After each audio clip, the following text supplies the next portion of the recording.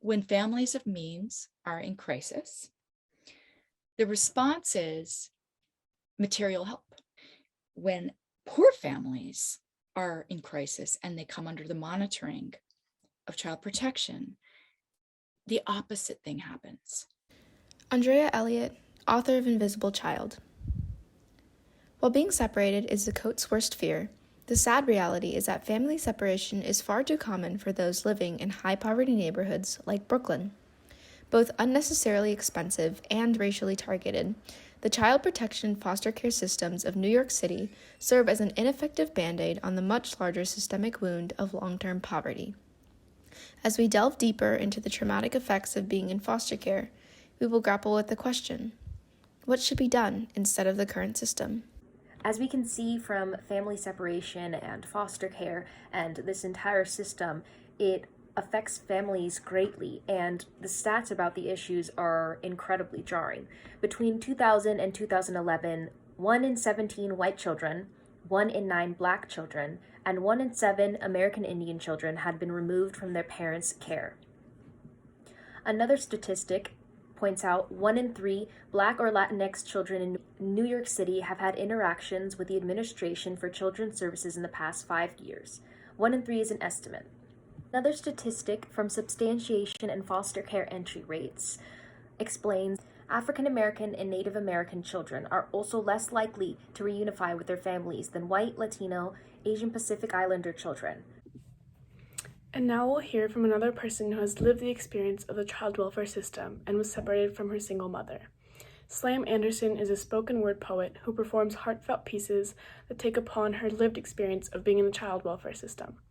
In the following clips, listen to her emotional turmoil, thoughts of what she felt during the process, and what she would have wanted to happen instead. See, they never warn you about the amount of time foster care takes from you.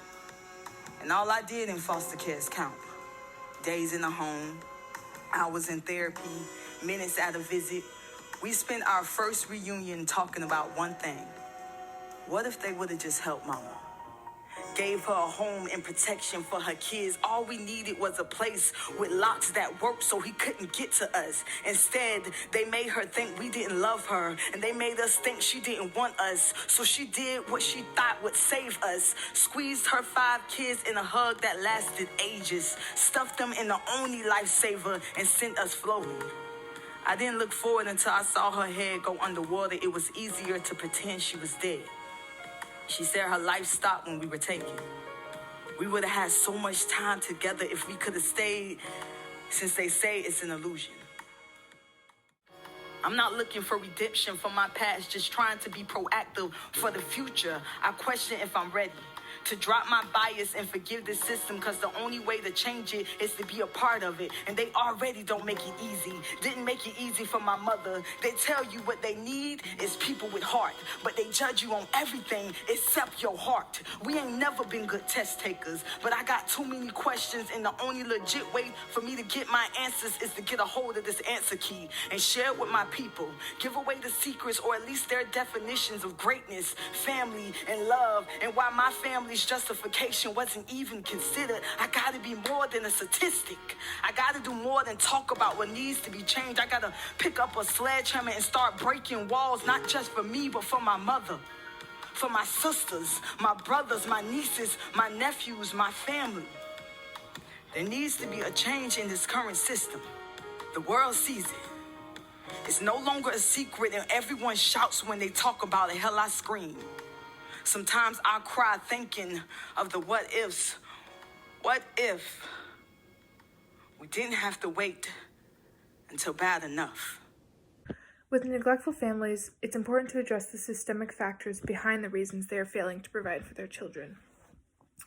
Instead of separating these families, why don't we try to help them, support them, give them the resources they need to correctly provide for their children?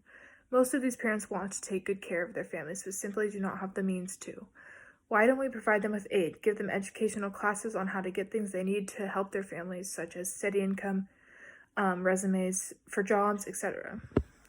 In another quote from Andrea Elliott, she says, Can we shift the conversation to thinking about families as another program to be supported, right, an asset?